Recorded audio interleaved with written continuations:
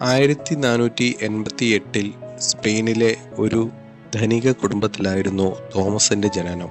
മാതാപിതാക്കൾക്ക് പാവങ്ങളോടുണ്ടായിരുന്ന സഹാനുഭൂതി കണ്ടു വളർന്ന തോമസ് വളരെ ചെറുപ്പത്തിലെ തന്നെ ആ ഗുണങ്ങൾ തന്റെ ജീവിതത്തിൽ സ്വായത്തമാക്കിയിരുന്നു.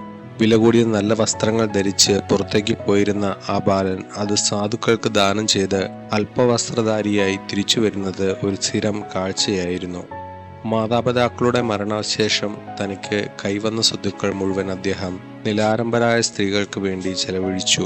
അൽക്കാലയിലെ ഒരു സ്കൂളിൽ അധ്യാപകനായി സേവനം ചെയ്തു തുടങ്ങിയ തോമസ് 1516 വില്ലനോവയിൽ വിശുദ്ധ അഗസ്റ്റിന്റെ നാമധേയത്തിലുള്ള സെമിനാരിയിൽ ചേർന്നു.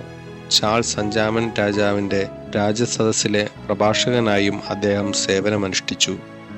സ്ഥാനമാനങ്ങളിൽ താല്പര്യമില്ലാതിരുന്ന അദ്ദേഹത്തെ 1544 തിരുസഭ വെലൻസിയയിലെ ആർച്ച് ബിഷപ്പായി നിയോഗിച്ചു. തന്റെ സ്ഥാനം അദ്ദേഹം ആത്മാക്കളുടെ രക്ഷയ്ക്കായും പാപങ്ങളുടെ ഉന്നമനത്തിനായും ഉപയോഗിച്ചു. മരണസമയത്ത് അദ്ദേഹത്തെ കിടത്താനായി അദ്ദേഹം തന്നെ ദാനം ചെയ്ത ഒരു കട്ടിൽ തിരിച്ചു കൊണ്ടുവരേണ്ടി വന്നുവെന്നാണ് പറയപ്പെടുന്നു. 16-ാം നൂറ്റാണ്ടു മുതൽ അദ്ദേഹം സ്പെയിൻകാരുടെ ആട്ടിടയൻ എന്ന പേരിൽ അറിയപ്പെടുന്നു.